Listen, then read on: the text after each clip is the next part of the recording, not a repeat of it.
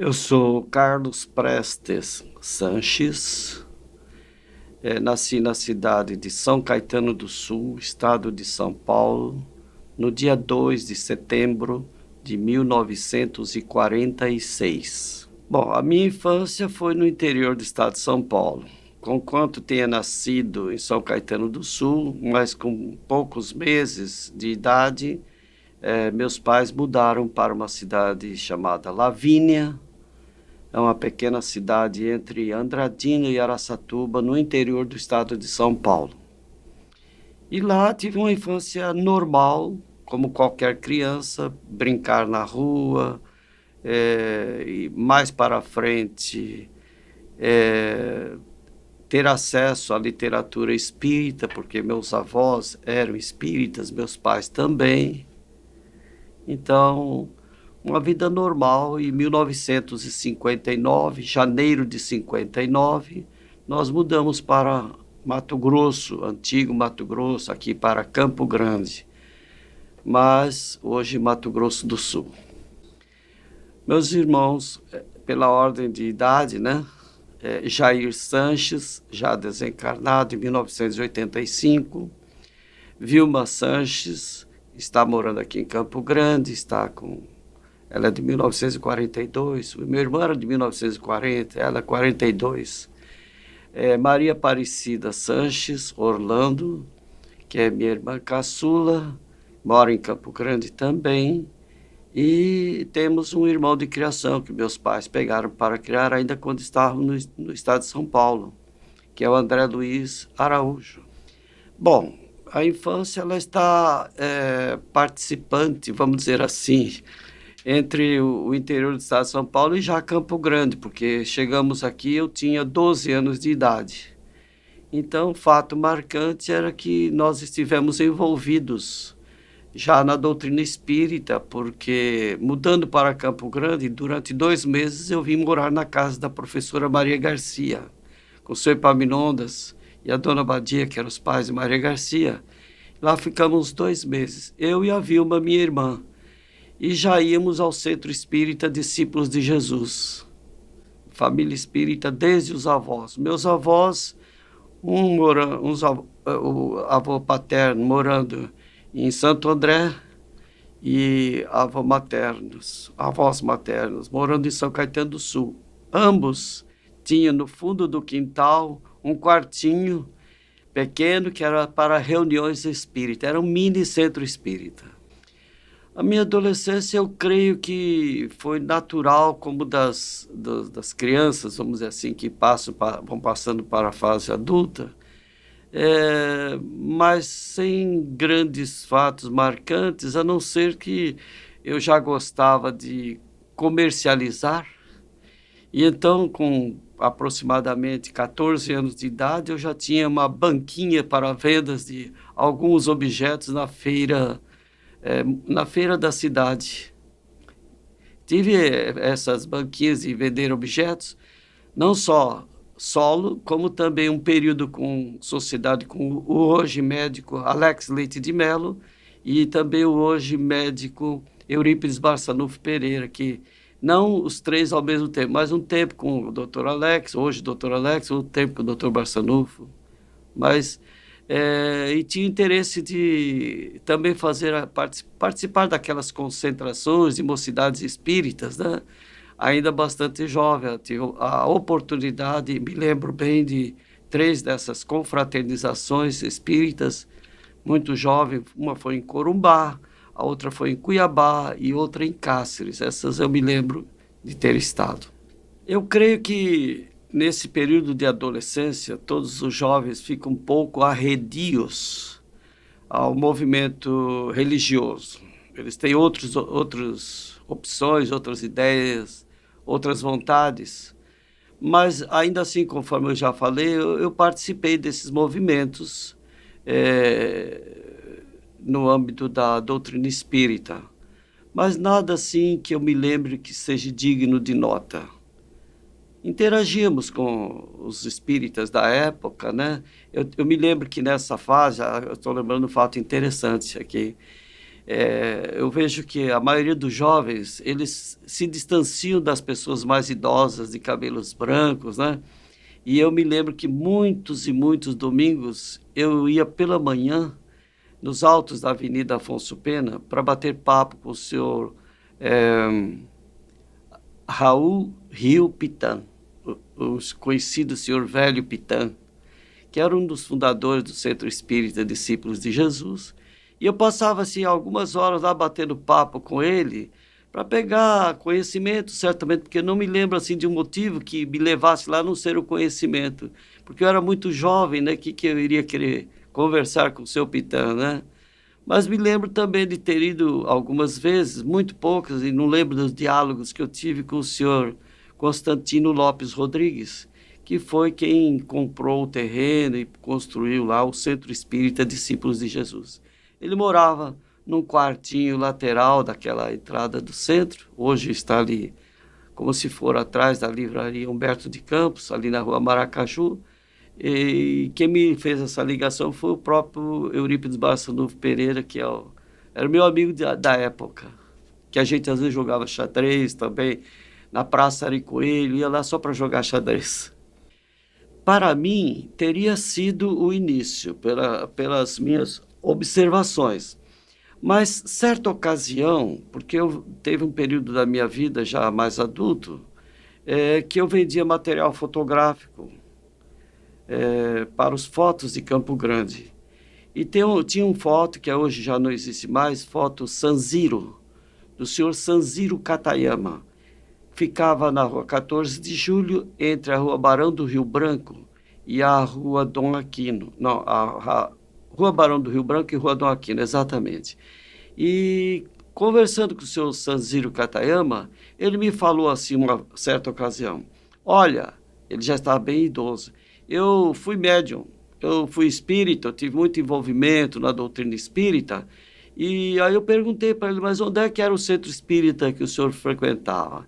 E ele disse, eu frequentava o centro espírita na rua Ijucapirama, que hoje se chama Rua Cândido Mariano da Silva Rondon, e onde, ele falou assim, onde hoje está a LBA, que fica ali próximo, relativamente próximo da rua Allan Kardec. Então ali tinha um centro espírita que ele participou, disse-me ele, muitos anos, que para ele aquele era o primeiro centro espírita que ele conhecia.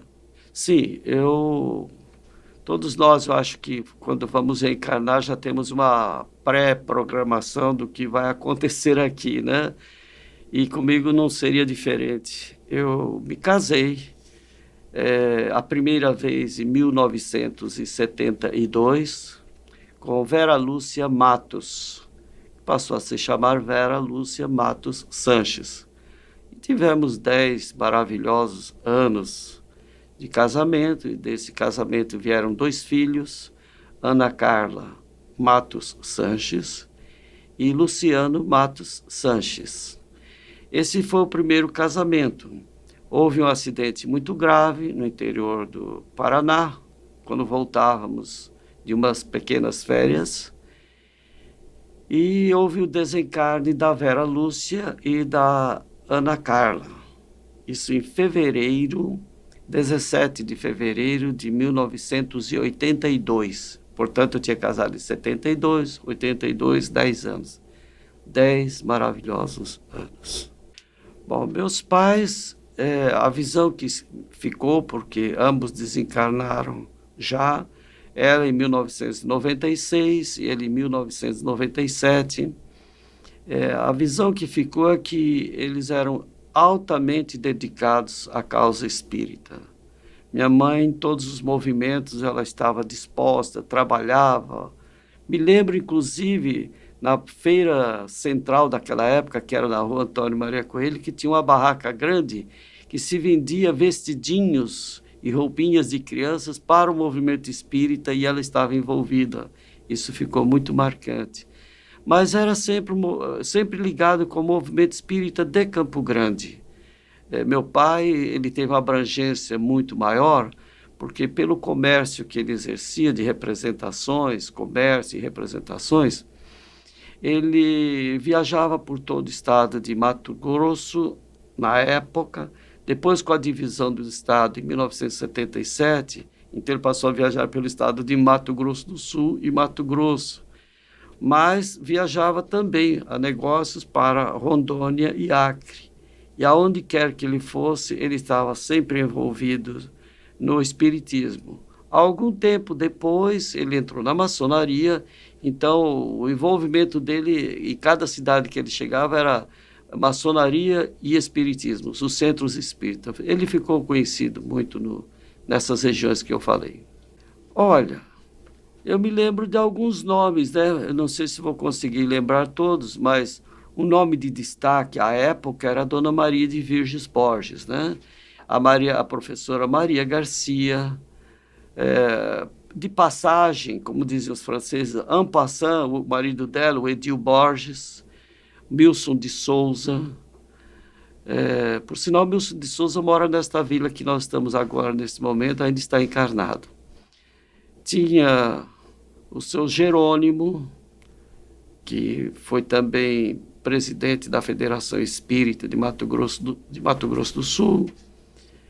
O Alceu Leite de Mello, a família do Alex, né, o seu Teodomiro Leite de Mello, o seu Damasceno, do Centro Castro Alves, o seu Benedito Alves Rodrigues, do Castro Alves, senhor Agrícola, do Centro Espírita Ismael, a dona Romilda. Enfim, são muitos nomes, eu teria que mexer bastante lá na memória para relembrar mais outros. Bom, todos nós sabemos que a multiplicação das casas espíritas, ela, em muitas situações, ela surge dos dissidentes. Porque espírita tem uma mania, né, suponho, né, de serem líderes, né? Então, à medida que 2 líderes ficam no mesmo lugar, é hora de criar uma nova casa espírita e assim vai se multiplicando. Eu me lembro que logo depois que eu cheguei aqui, muito pouco tempo depois, eu chegamos em 59, salvo engano de minha parte, em 1960 já houve uma dessas cisões no próprio Discípulos de Jesus, que Dona Maria de Virges, ela tinha um projeto do Hospital Nosso Lar, que hoje antigamente chamava Sanatório Mato Grosso, hoje chama Hospital Nosso Lar, e ela tinha esse projeto, então ela concentrou os esforços nessa área. E a professora Maria Garcia, que viajava nas chamadas antigas concentrações de mocidades espíritas, e hoje são chamadas de confraternizações, né, espíritas, ela precisava receber em Campo Grande uma dessas convenções que sempre Campo Grande participava. Mas a Dona Maria de Virges, ela optou para que tinha que construir o Centro Espírita Discípulos de Jesus. E uma vez que o movimento todo decidiu que vinha para Campo Grande, e quem participava mais era Maria Garcia, então ela foi obrigada a enfrentar essa situação de fazer esse movimento. Nesse movimento teve apoio do meu pai, João Sanches, de um sargento, na época, muito dedicado, muito trabalhador, chamado Elias Rodrigues Marques, e outras pessoas que agora não me lembro. Mas aí esse grupo foi se reunir na Associação dos Proprietários de Imóveis, chamada Carteira dos Imóveis de Campo Grande, na Rua Dom Aquino. E lá, então, todos os sábados, pela manhã, tinham as reuniões da Mocidade Espírita Campograndense. Então, inicialmente, foi ali que a gente veio a participar mais assiduamente. Me vem na memória, de imediato, apenas 2 nomes, tiveram outros mais, mas estão vindo 2 nomes. O Antônio César Perry de Carvalho, que foi até pouco tempo atrás presidente da Federação Espírita Brasileira. Quando ele vinha a Campo Grande fazer palestra, ele era um jovem, vamos dizer assim, lá da cidade de Araçatuba, ele ficava hospedado na casa do meu pai. Me lembro também de Rubens Costa Romanelli, que era muito amigo do Chico Xavier, e Chico Xavier, na voz de Maria Garcia, dizia que que tivesse um respeito muito grande por esse nome, que ele teria sido um dos sábios da Grécia Antiga, Rubens Costa Romanelli. Então, eu me lembro de ter visto ele em Campo Grande, Não me lembro se ele esteve na minha casa, na nossa casa à época, mas eu me lembro dele na casa da professora Maria Garcia. E depois de uma outra viagem dele também, ele esteve numa dessas confraternizações espíritas em Cuiabá. E nessa concentração, nessa movimento de espírito em Cuiabá, eu me lembro que tinha uma caravana de Campo Grande, estava a Eurides, hoje conhecida como Nivone, estava a irmã dela, a Eurides, não, a Eurides é a Nivone, né? Estava a Sebastiana, conhecida como Titina, estava lá também, porque foi feita uma foto. O Rubens Romanelli estava nessa foto, Sebastião Otácio de Oliveira também, já do movimento da carteira predial também, estava lá com a gente, conosco todos, né? Estavam outras pessoas de Campo Grande que agora não consigo lembrar, mas então Rubens Costa Romanelli é um deles, Antônio César Perry de Carvalho. Em anos mais recentes, algum tempo depois, teve Humberto Ferreira, que foi presidente da Federação Espírita do Estado de Goiás. Vamos ver o que eu relembro, porque a história com ele é muito longa, é muito comprida, são muitos fatos, foram muitos anos que nós nos dirigíamos a Uberaba, mas o fato mais marcante do início do nosso envolvimento espiritual, ou envolvimento de amizade mesmo, aconteceu no mês de junho de 1970. Muito embora, antes dessa data, eu tivesse estado em Uberaba, então, pela primeira vez, com a Eurides, esposa do Girofel, a Nivone, né? E com talvez a Sebastiana estivesse junto. Eu me lembro da Jandira, que era uma senhora, filha adotiva do senhor Epaminondas Alves Pereira. A Jandira também estava nessa viagem. Nós saímos de Campo Grande, dormimos uma noite nos parentes da Eurides lá em Campinas e dirigimos-nos para Uberaba. Lá eu assisti a reunião, peguei um papel, dei meu nome, veio uma recomendação do Dr. Bezerra, que eu não me lembro mais o que era, talvez alguma mensagem como vamos orar para você e tal, qualquer coisa assim, muito vago, mas não tive assim, a aproximação de estar assim do lado dele. Me lembro que ter visto muita gente, é o que eu lembro.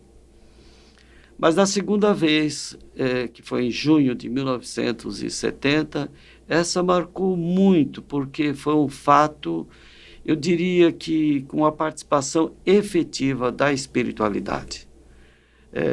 Saímos de Campo Grande, eu, um ex-funcionário do meu pai, que me foge o nome agora, da empresa do meu pai, e o Sebastião Otácio de Oliveira.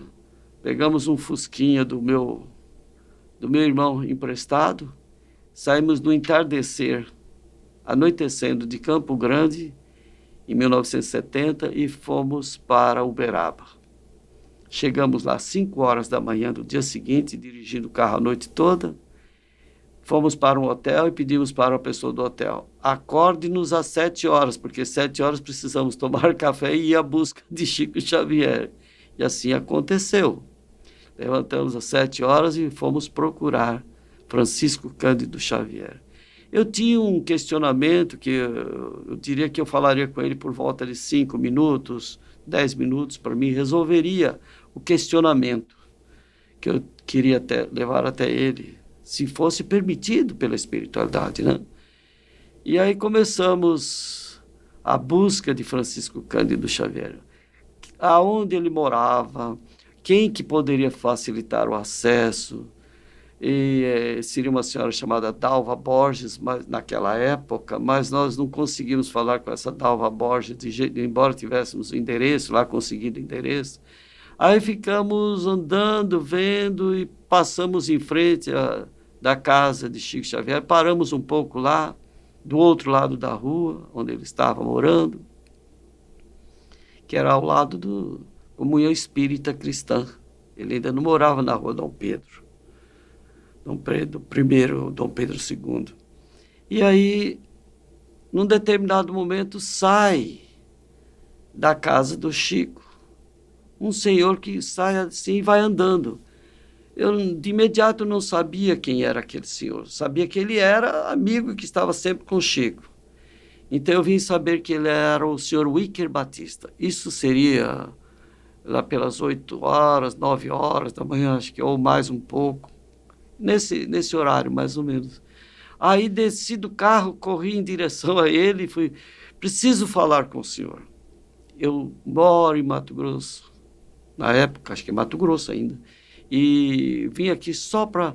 Eu só preciso de 5 minutos, não mais que isso. Eu quero só fazer uma pergunta e uma orientação. E ele falou... Conversamos ali um pouco, não me lembro, mas ele sentiu que eu precisava mesmo falar. E ele me disse assim... Olha, aqui em Uberaba tem um cinema que se chama... Bom, agora foge o nome. Tem o Cine Teatro aqui de Uberaba. Agora não me lembro o nome. Mas era o mais tradicional de lá, o cinema. Você esteja lá às 11 horas da manhã, fica naquele hall de entrada, que ele vai passar ali. Na hora que ele passar ali, você chega e fala com ele. Porque está tendo uma gincana aqui em Uberaba, e uma das solicitações para a gincana estudantil é ver qual é a equipe que vai conseguir levar o Chico Xavier lá no fechamento dessa gincana. Então, alguém vai conseguir levar ele lá, e ele vai estar lá nessa gincana. E aí, quando ele estiver saindo por volta de 11 horas, 11h30, por aí, você está ali no saguão de entrada, no hall de entrada, você se aproxima e fala com ele. Assim aconteceu. E ali, ele saindo, parei, fiz a pergunta, peguei uma orientação básica, vamos assim dizer, que já atendia os meus anseios.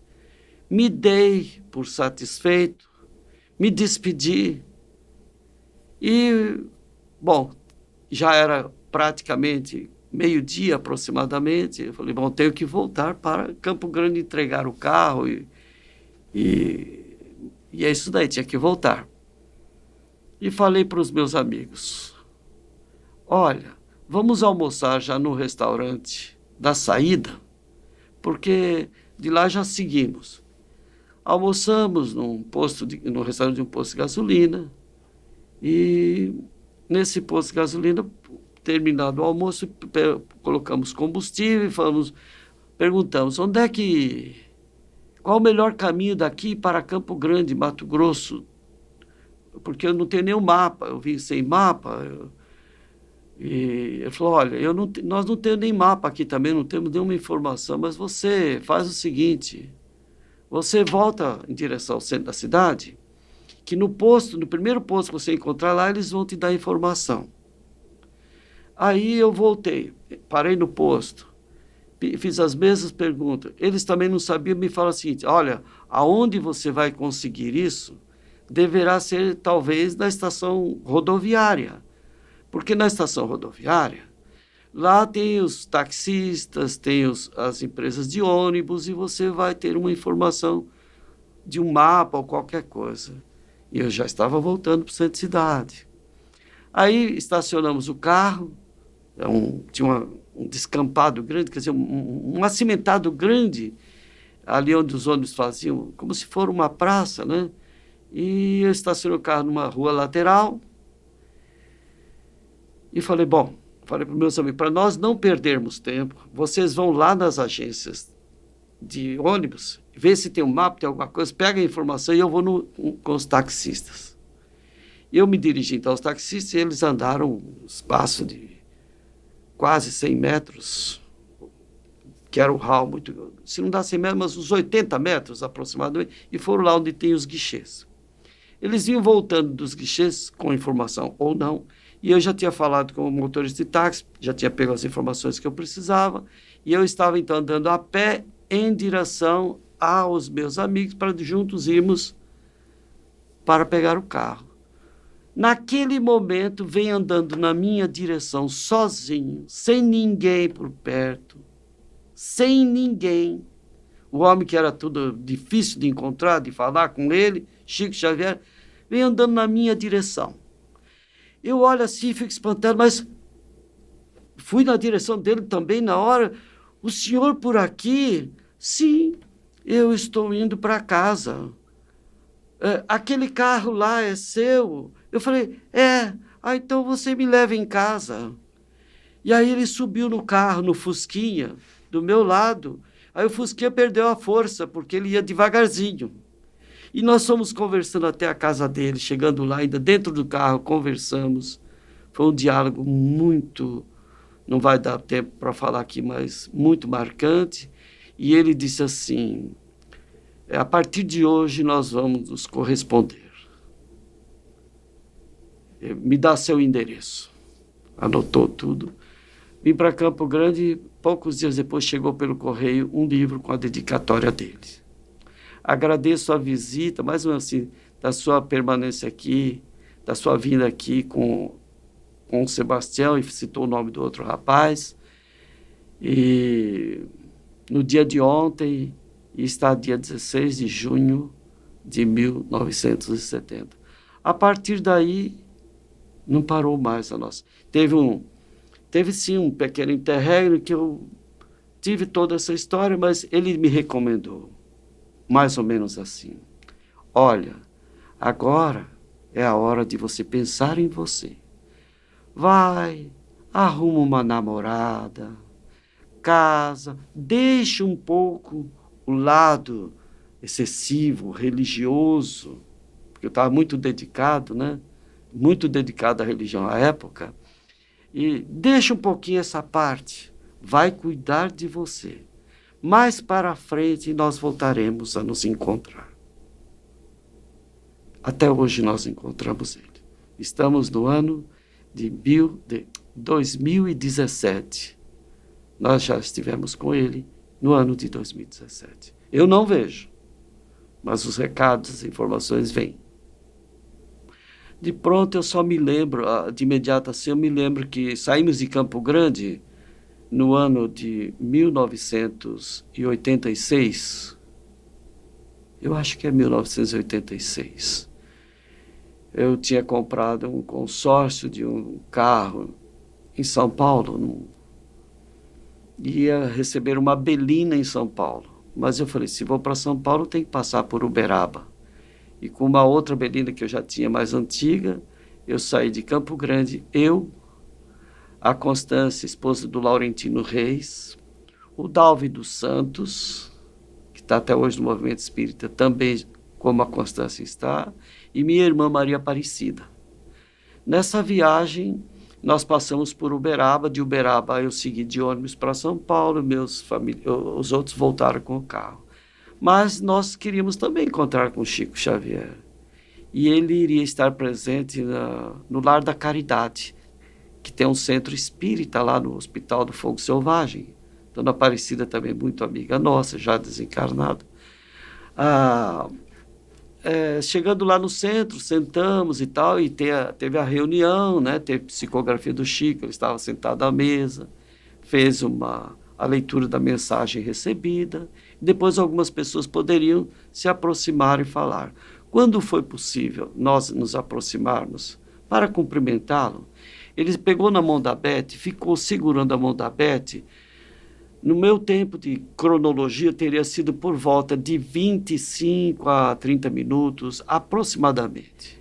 E ele segurando a mão da Beth, nós falamos assim que a Beth estava preocupada com a mediunidade dela, porque ela estava psicografando, e ela não queria, ela achava que poderia ter muitas coisas da cabeça dela, enfim, nós conversamos sobre esse tema. Resumindo, ele disse assim, está tudo certo, pode prosseguir, não tem nada errado, está correto, siga em frente. E eu me lembro de ter falado para ele assim, olha, seu Chico, eu falo para ela que está correto, mas ela não acredita em mim, ela precisava ouvir isso do senhor para poder dar continuidade nas atividades que nós temos lá em Campo Grande. Não, está tudo certo, prossigo e tal. Então, esse foi um marco. Eu não estava precisando, mas a Beth precisava daquilo e foi muito importante daí para frente também na segurança mediúnica dela. Essa é uma parte que temos que anteceder a esse encontro com a Elizabeth Kyoko Kohatsu Sanches, né? Que é minha segunda esposa. Eu me casei com a Beth 1 ano e meio após eu estar viúvo. Eu casei-me com ela em 1983. Isso também foi organizado pela espiritualidade. Eu digo que já estava organizado antes do reencarne, porque no período que eu estava viúvo, eu estava em São Paulo, de repente eu me senti sendo como se eu estivesse voando na vertical para o espaço, mas nitidamente, lembro até hoje, isso daí eu estava e eu até preocupado assim, nossa, eu estou subindo numa velocidade tão grande e não sinto o vento batendo em mim, mas eu teria que estar sentindo. E esse é o pensamento que veio naquela hora para mim. E eu senti aquilo ali e de repente me encontrei num salão. Não sei aonde é esse salão, tinha muita gente lá, mas eu me lembro que nesse salão estava o meu filho Luciano, pequeno, criança ainda, e estava também a Beth lá. E eu falei, ué, mas eu me lembro de questionar comigo, o que a Beth está fazendo aqui? Ela era só conhecida da gente, era amiga da nossa família, eu só lembro disso aí, mas nada que justificasse. Depois, com o passar do tempo, que eu casei com ela, eu falei, ali estava sendo organizado já a questão do casamento. Isso foi no período que eu estava viúvo. Eu, de São Paulo mesmo, não resisti em função daquela experiência de me sentir fora do corpo e chegar numa reunião e lembrar alguns fragmentos da reunião. Eu liguei para Campo Grande, no telefone, e falei com meu filho, ô Luciano, ele era criança, né? Eu quero saber o seguinte, Luciano, você teve algum sonho essa noite? Ele disse, tive. Você sonhou com o papai? Sonhei. Você encontrou com o papai? Você lembra de ter encontrado o papai essa noite? Me lembro, eu estava com o senhor. Então, ali para mim foi marcante também esse aspecto, que nós somos todos crentes, nós acreditamos em fenomenologias, em fatos, mas todos nós queremos uma certeza, uma segurança. Então, daí essas perguntas, esses questionamentos, né? E então, a história é longa, mas resumindo, é o seguinte, acabei casando com a Beth em 1983. Depois desse casamento, eu tive a primeira vez que eu tive em Uberaba, eu participei ao Chico. Eu já tinha também participado do desencarne da Vera, numa viagem anterior, mas já chegando na Beth, eu participei a ele de que eu tinha me casado novamente. E ele falou assim para mim, esse eu nunca esqueci, olha, ela vai te ajudar e muito nessa vida. E eu saí de lá feliz, mas ao mesmo tempo preocupado. Eu pensei assim, nossa, será que eu vou ficar numa cadeira de rodas? Ela vai ficar me carregando para um lado e para o outro. Isso aí permaneceu um bom tempo na minha cabeça, né? Vai me ajudar, né?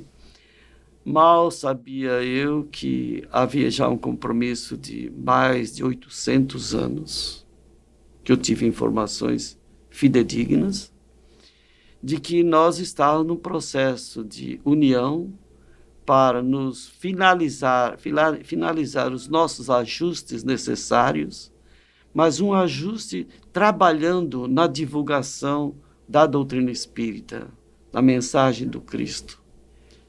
Em realidade, já tinha uma pequena livraria, que eu saiba, no Centro Espírita Discípulos de Jesus e creio que também no Castro Alves. Então, eu não teria sido pioneiro assim. Pode ser considerado pioneiro numa livraria comercial, né? Porque nós temos uma empresa arquitécnica que vende material de engenharia e arquitetura. Com o retorno ao plano espiritual da Vera, minha primeira esposa, eu passei a comprar em São Paulo, porque sempre viajei muito para São Paulo, uma quantidade razoável de livros para ir dando para as pessoas. Então ficou como se um hobby, um prazer que a gente tinha de distribuir livros. E isso foi durante um tempo e as pessoas começaram a perguntar, mas você não me consegue tal livro, porque não tem aqui em Campo Grande e tal. Era muito incipiente o processo de livros em Campo Grande. Tinha muito poucos títulos, né? E aí eu falei que iria montar uma livraria. Depois de um certo tempo, eu falei, vou montar uma livraria para poder, um departamento de livraria, para poder suprir o conhecimento, as pessoas que estão em busca do conhecimento. Mas teve dois amigos nossos, não citarei os nomes, são muito meus amigos, e até hoje, e eles conversando com outros amigos, você está sempre conversando, fala, vou montar a livraria. Um deles disse assim, não monta não, porque eu quero, você já tem seu comércio, deixa eu montar, então monta, por favor, monte a livraria, eu te dou todo o meu apoio que for possível. Mas ele não levou a ideia avante. O outro também falava que ia fazer, mas também não levava a ideia avante e também não fez. Depois de um ano, eu dei um prazo, vamos dizer assim, para eles, depois de um ano aproximadamente, eu falei, não, eles não vão montar, e Campo Grande precisa. Aí eu fui nas editoras e comecei a comprar, e montamos uma livraria bastante completa, porque eu nunca me considerei censor de leitura de ninguém. Evidente que você tem que ter um certo critério de ter os livros, né? E pode correr o risco de ter livros que sutilmente passam, porque eu não tenho tempo para ficar lendo os livros, nem tenho conselho editorial. Mas nós não criamos barreira a nenhuma livraria espírita, nenhuma editora espírita, baseada em Chico Xavier. Por que baseado em Chico Xavier? Chico Xavier começou a Confederação Espírita Brasileira durante muitos anos, foi as grandes obras iniciais do Chico, estão todas na Federação Espírita Brasileira, que dá o real destaque, o real cuidado que merece. Mas nós observamos que Chico Xavier começou também a dar livros para serem editados para várias outras editoras. Então, eu não poderia ficar tendo livros apenas da Federação Espírita Brasileira. Já desde o início, então, teríamos da livraria da Federação Espírita Brasileira, de todas as outras editoras. Mas foram surgindo mais editoras, exemplo da editora que tem do Centro Espírita Amor e Caridade, lá de Bauru, né? E tantas outras que surgiram, nós passamos a ter livros de todos. Então, ela ficou realmente bem completa. Eu tenho como uma das mais... sou suspeito, mas das mais completas do Brasil, porque nós procuramos ter livros mesmo. Na verdade, a livraria é um departamento, é um espaço da própria loja que vende material de engenharia e arquitetura. Ela não tem, vamos dizer assim, vida própria. Ela está inserida no contexto, conquanto tenha pessoas especializadas nessa área para atender. Mas ela faz parte da empresa como um todo. Com o passar do tempo, é uma história interessante, né? No Livro dos Espíritos tem uma pergunta que questiona assim, né? Se os espíritos influenciam nas nossas vidas, e a resposta é mais ou menos assim, muito mais do que nós possamos imaginar. Eu sou um testemunho de um fato da realidade dessa questão. Porque quando a gente construiu a casa para morar, meu segundo casamento com a Beth, eu imaginava que a casa era minha, que eu estava fazendo. Era a primeira impressão que eu tinha, né? Os anos passaram, eu vi que eu sou um zelador de lá, porque lá funciona um centro espírita, desde que nós casamos. Um ano depois de casado, passou a funcionar um centro espírita, o Recanto da Prece, que funciona até hoje.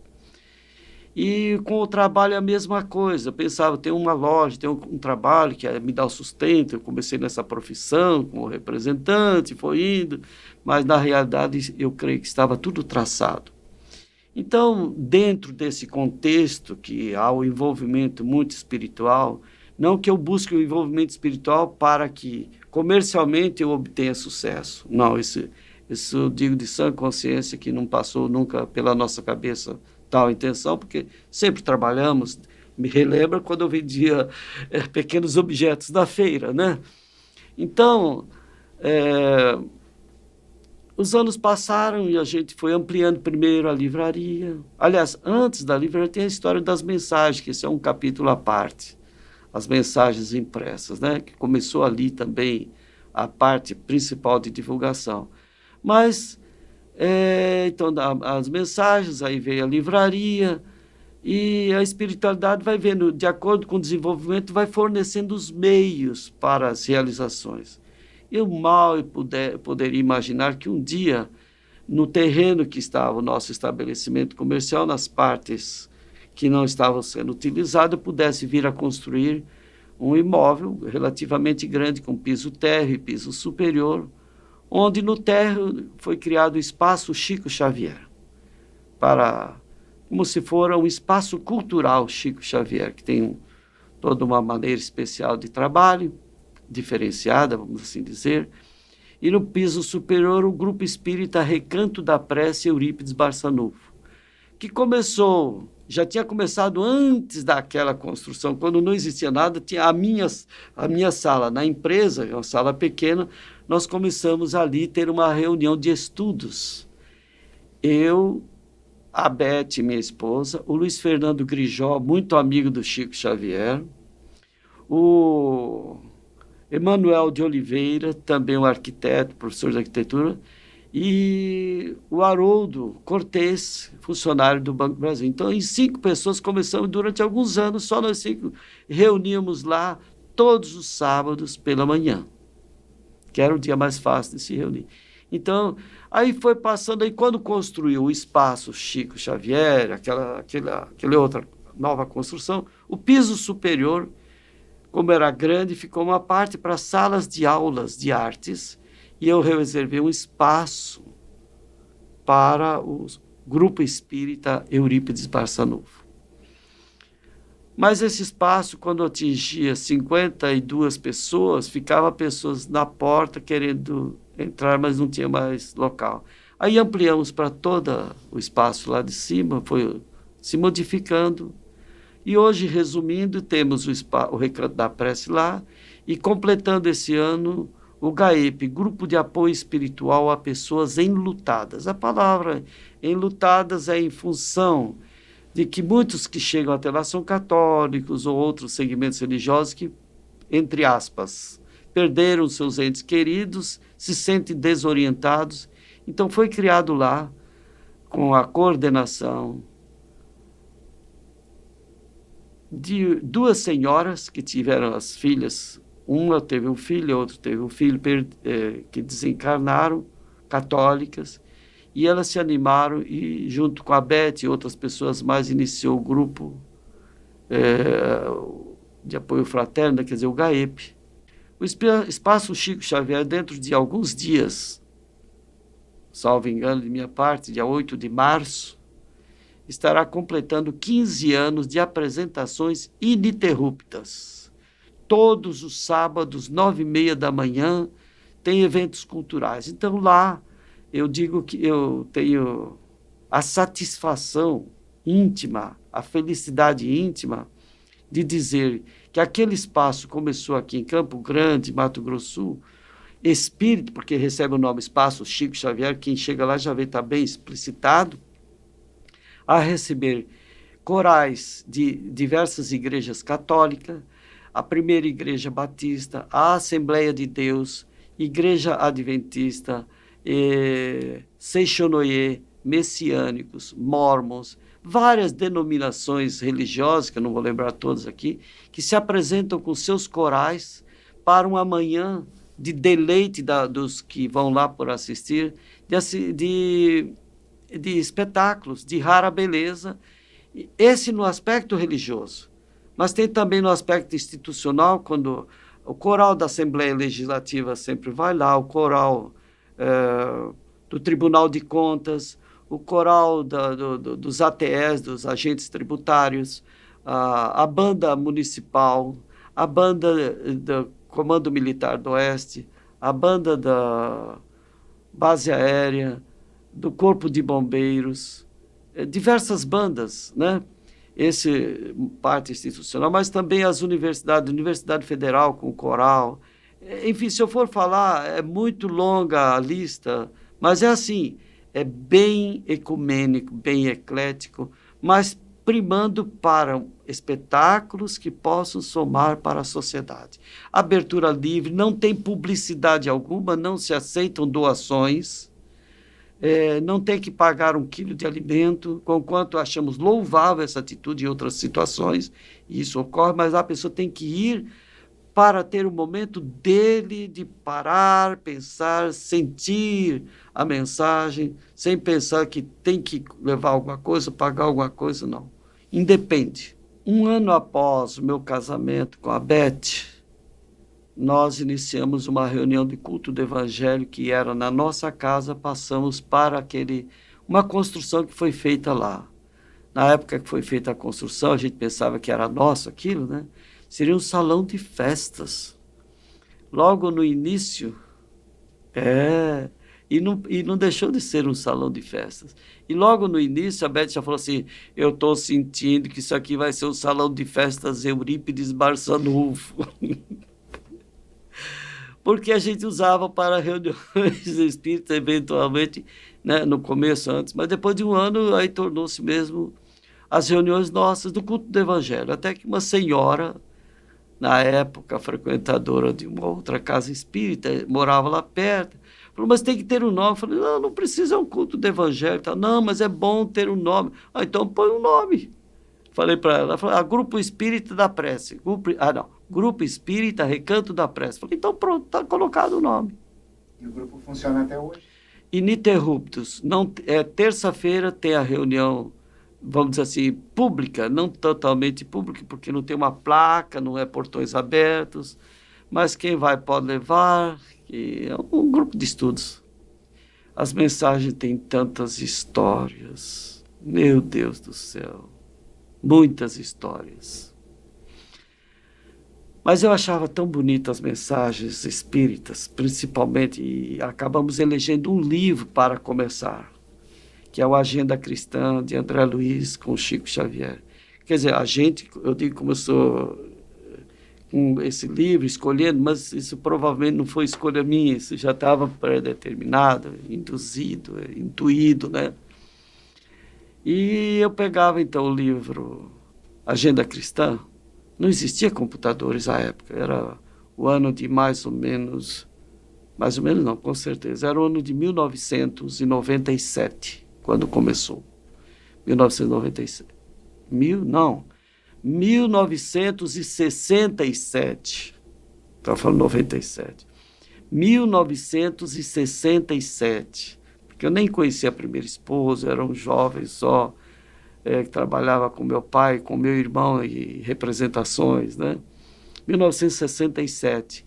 Então eu peguei aquelas mensagens, peguei uma máquina de datilografia, Olivetti, e batia num estêncil para mimeógrafo a álcool.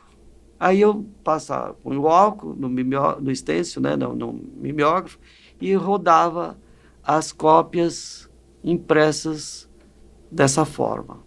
Numa folha de sulfite cabiam 4 mensagens. Então eu cortava em 4, ali eu tinha 4 mensagens a cada folha. Então eu fazia uma quantidade não muito grande à época, mas colocava na minha pastinha de representante de material de engenharia e arquitetura e ia visitar os escritórios.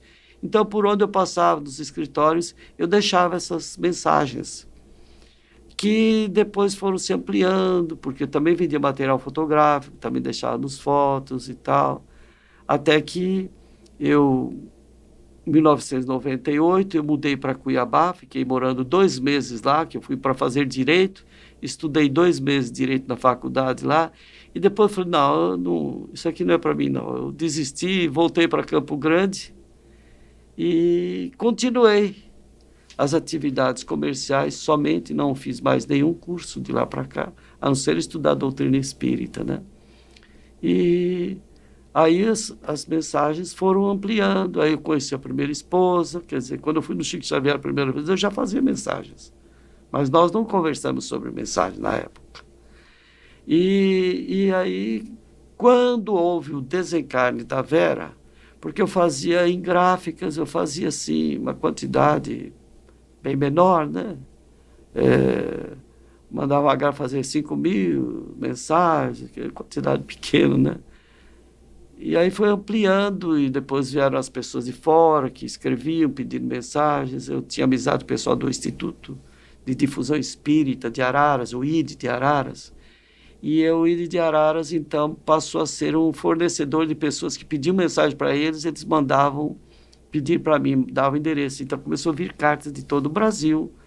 E em São Paulo tínhamos um posto de distribuição que era a Livraria Boa Nova, do Sr. Stig Roland Ibsen, lá em São Paulo, na Rua Aurora. Então, para ele arrumar uma quantidade maior. E aí a gente começou a fazer em quantidades muito grandes de papel mesmo. Teve uma das vezes que compramos 2 toneladas de papel, imprimimos todo em mensagens. Elas têm história também aí. 2 histórias, resumidamente, para não se prolongar muito, marcantes para mim. Uma delas, eu estava viajando para a Europa, só eu e o Dalvi dos Santos.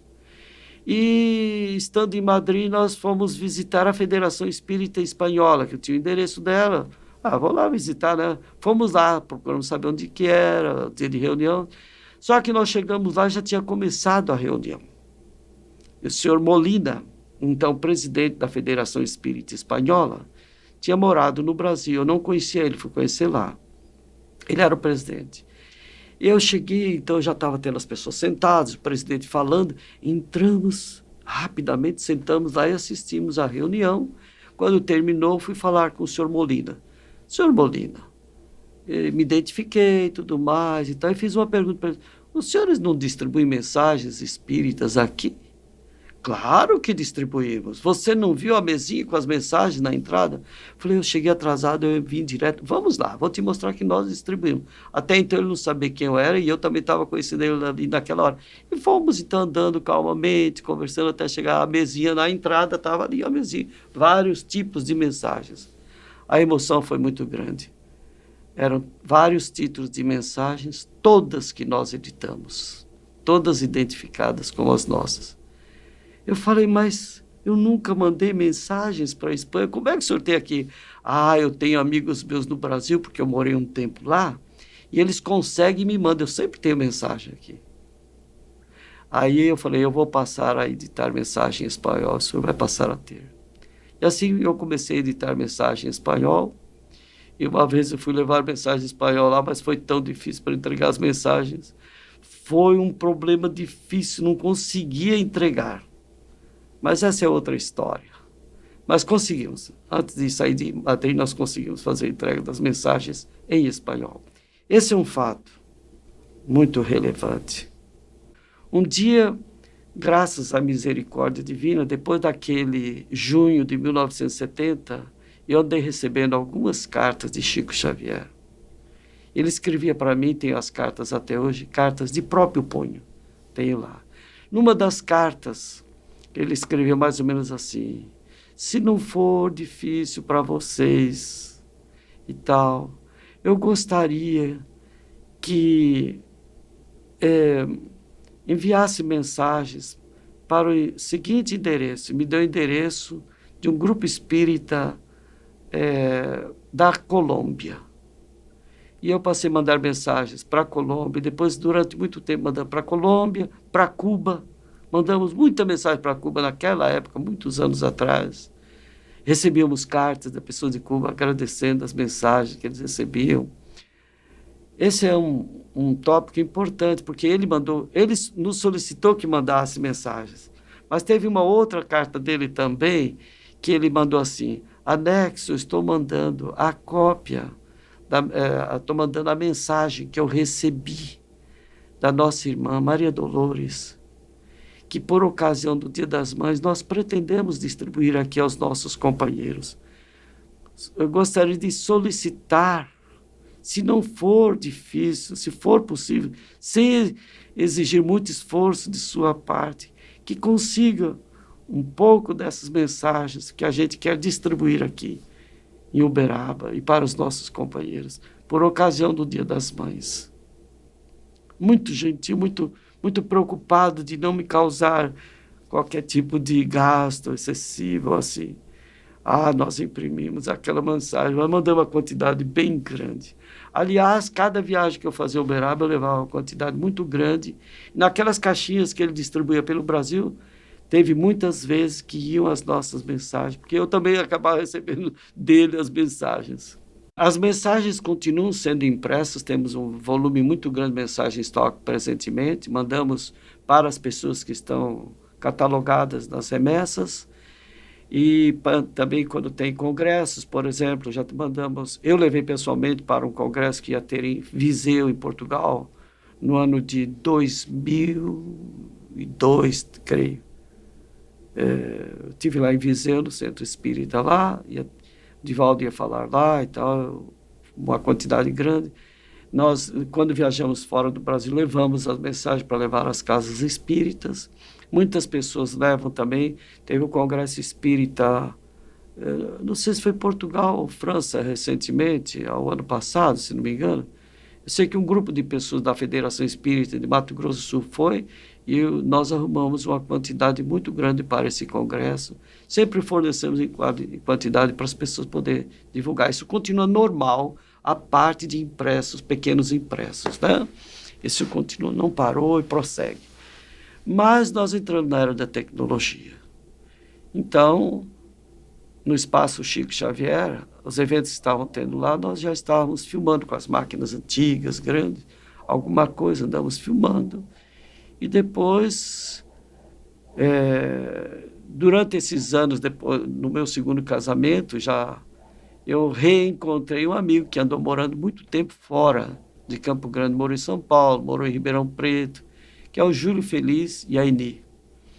Reencontramos e conversamos e foi feita a reaproximação para o nosso conforto e bem-estar até hoje. Ontem à noite ele estava na minha casa com a Eni e ele foi professor da Universidade Federal no campo de artes, mas ele também tem um estúdio de gravação e fez várias gravações na área profissional e tudo, mas hoje dedica só à causa espírita. E ele, participando ativamente conosco, um dia ele me liga e diz assim, olha, consegui fazer uma transmissão, um teste de transmissão de vídeo, como se fora uma estação de TV pela internet. Eu fiquei encantado com isso, procurei ele imediatamente e resultou que hoje temos 2 web TVs criadas por ele, que é a web TV Recanto da Prece, que é do Recanto da Prece Eurípides Barçanufo, onde fazemos as transmissões de todos os estudos que são feitos lá e de palestras ou outros atos de conferências que eventualmente venha a ter lá. E a segunda web TV, que é do Espaço Chico Xavier, que já essa envolve uma dificuldade maior, né, no processo todo, porque vai ao ar espetáculos, né? Então tem artistas que vão lá se apresentar e tal. Então não, é mais amador mesmo, né? Mas está acontecendo, a mensagem está indo, as pessoas estão assistindo em várias partes do mundo. Então, esses 2 processos se ampliaram.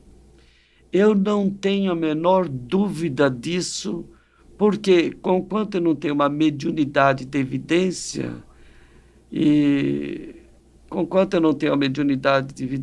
mas eu sinto a presença, os recados que o próprio Chico às vezes nos manda por escrito, orientações,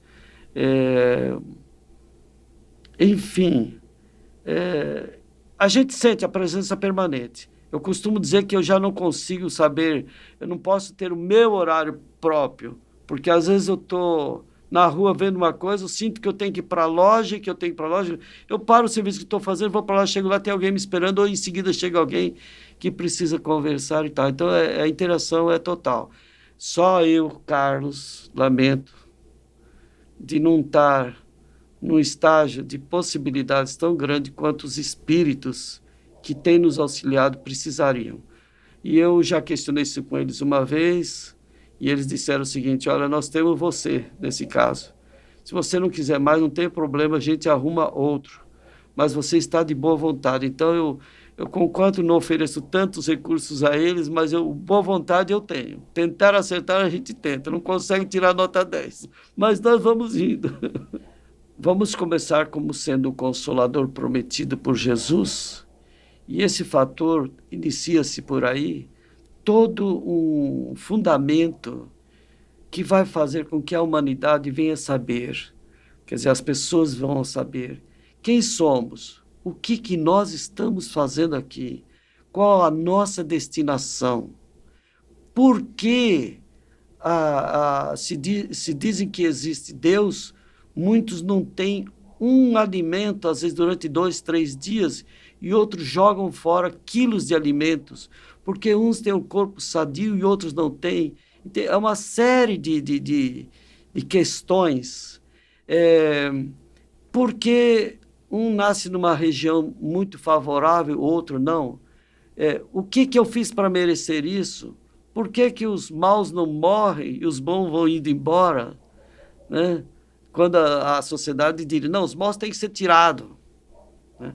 Então, só a doutrina espírita, só o espiritismo, que eu costumo dizer que é o maior tesouro atualmente no planeta, é o conhecimento que a doutrina espírita pode oferecer, que nós vamos saber que já vivemos e se hoje não conseguimos acertar, nós também estamos num processo de aprendizado, porque ainda hoje erramos. Mas temos condições de poder fazer uma avaliação que hoje estamos tendo de retorno às sementes que plantamos em vidas passadas e que precisamos cuidar agora de ajustar aquele passado, mas não parar, porque a dinâmica de evolução contínua que a doutrina espírita nos mostra. Então, nós precisamos aprender mais, nós precisamos valorizar o tempo e, ao mesmo tempo que ajustamos o passado, aprendemos, precisamos passar os conhecimentos oriundos de vidas passadas, somados com o da vida presente, para as pessoas, principalmente no lar, onde estivermos, e expandir o máximo, porque o que é bom precisa ser expandido. E Emmanuel diz, a maior caridade que se possa fazer para a doutrina espírita é a sua própria divulgação. Então, é uma renovação total da humanidade. Agora, nós temos um livre-arbítrio. Eu posso escolher, por exemplo, no sábado de manhã, 7h45 da manhã, iniciarmos já as transmissões das nossas reuniões, e muitas pessoas estão lá e lotam o ambiente, né? Mas a gente pode falar assim, não, mas é sábado, é o dia de eu comer meu pastelzinho no Mercadão Municipal, é quando eu coloco meu short, ou outros dizem assim, eu vou dormir até mais tarde, eu tive uma semana exausta.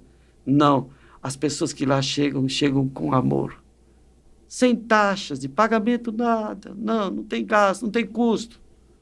Vai, participa, vivencia momentos em que você, nesses anos que se passaram, você olha para as pessoas, estão chorando. Quantos oradores espíritas já tiveram lá? Richard Simonetti, Carlos Bacelli, César Reis, do Rio de Janeiro, da CAPEM, lá do Movimento do Rio de Janeiro. Eu não vou lembrar todos. Geraldinho Lemos. Olha, eu não vou conseguir lembrar, mas muitos. O Ellerson Santos está sempre lá. E o diálogo interreligioso? A irmã Aida, uma madre superiora de um convento de Fortaleza, que para nós só veio somar porque 15 anos que vão fazer já de interação, mostrando que doutrina espírita, o Espaço Chico Xavier recebe todas as religiões, nós temos livre trânsito com todos eles. Então, é a cristandade, pelo menos buscamos a cristandade por excelência naquilo que a gente aprende com doutrina espírita. Então o espiritismo não é só para alguns? O espiritismo é para a humanidade. Eu costumo dizer o seguinte, a Índia, pegamos pela Índia, as pessoas são muito religiosas, então sabem da reencarnação, tem informações de vidas passadas, de vida presente, há casos que o Dr. Ian Stevenson, médico, pesquisador dos Estados Unidos, escreveu os livros, 20 casos sugestivos de reencarnação, mas são mais de 2.500 casos estudados. Sabe-se, então, que tem a vida após a morte, que se renovam os corpos.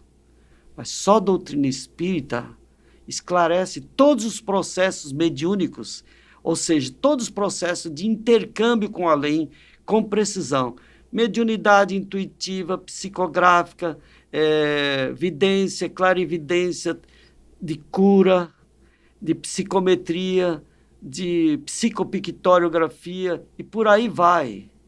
Uma infinidade de mediunidades com informações precisas e orientações corretas. Nenhuma outra religião faz isso. É o futuro das religiões, é o espiritismo, não tem como. Seriam muitas ideias, muitos conceitos, mas eu diria, no qual eu me incluo também como um aprendiz eterno, com defeitos também enormes, mas eu acho que nós precisaríamos atentar por alguns aspectos. Alguns dizem o seguinte: eu preciso estudar, estudei tanto, já estudou 1000 livros e está no 11º, e sabe e tal, às vezes decora até as perguntas do Livro dos Espíritos, as questões do Evangelho, mas é uma pessoa de difícil trato. Então, evitar melindres seria uma sugestão. Outra sugestão: não ficar só na filosofia, só filosofando, mostrando cultura. É preciso ação específica. A pessoa chega para mim e fala assim, porque muitas pessoas vão conversar comigo lá no meu local de trabalho ou na casa espírita, vão conversar comigo. Ah, eu sou espírita, gosto da doutrina espírita. Qual é o trabalho que você está fazendo assistencial, ou de estudos, ou de pesquisas na sua casa espírita? Não, eu estou indo só tomar passe e água fluidificada, porque eu preciso me fortalecer primeiro, para depois e tal. Falei, mas não tem uma sopa a um bairro carente, alguma coisa assim? Não, isso aí é outros centros espíritas que fazem. Então, são as mais diversas atitudes que os espíritas têm. Eu, como já vim de berço, vamos assim dizer, envolvido, eu pude vivenciando várias fases, várias etapas e vários aprendizados que ainda continuo aprendendo. Mas a recomendação: evitar melindres, não parar de aprender. A gente lembra Sócrates, né? Tudo que sei, atribuída a ele essa frase, tudo que sei é que nada sei. O que quer dizer que nós, quando pensamos que sabemos alguma coisa, veja a astronomia quando coloca os países, os planetas já descobertos no cosmos e a posição da Terra no contexto geral, nós somos um grão de areia. Então, que a gente não vai parar nunca o aprendizado, que a gente continue aprendendo, mas que a gente possa pôr em prática. Que a gente seja, uma frase que eu costumo dizer com muita frequência, nós precisamos ser facilitadores, mas facilitador do conhecimento, facilitador nas atitudes, nos relacionamentos humanos. Como é que eu posso brigar com qualquer transeunte que vai na rua, que foi no meu trabalho, que foi em qualquer lugar, se aquela pessoa que eu for brigar, for fazer qualquer tipo de agressão, porque ele falou uma frase impensada para mim, eu vou soltar, entre aspas, na gíria, né? Soltar os cachorros em cima da pessoa. Eu não sei se aquela pessoa foi meu pai há 2 encarnações atrás, se aquela pessoa foi minha mãe há 3, 4 encarnações atrás, que me ajudou a chegar no nível de entendimento que eu consigo ter hoje das coisas. E depois eu vou perder esse corpo, encontrar com ele e falar assim: nossa, mas eu te agredi, você foi meu pai, então, o senhor foi meu pai, a senhora foi minha mãe, e eu, ai, me perdoa. Quanto remorso. Fazer o bem não faz mal nenhum, não tem contraindicação. Que a gente aprenda, ou se esforce permanente, exerça vigilância em fazer o bem. Nós não vamos perder nada com isso. Ah, mas eu fiz bem demais para essa pessoa, ela só me agrediu. Ela está agredindo? Deixa ela em paz. Não fique na frente dela para ela ter prazer ou você ser veículo para irritá-la, para ela te atacar. Deixa ela guardar o tempo dela, o tempo certo. O dia que tiver que encontrar novamente, Deus encaminha. Mas enquanto estiver próximo, trate bem as pessoas.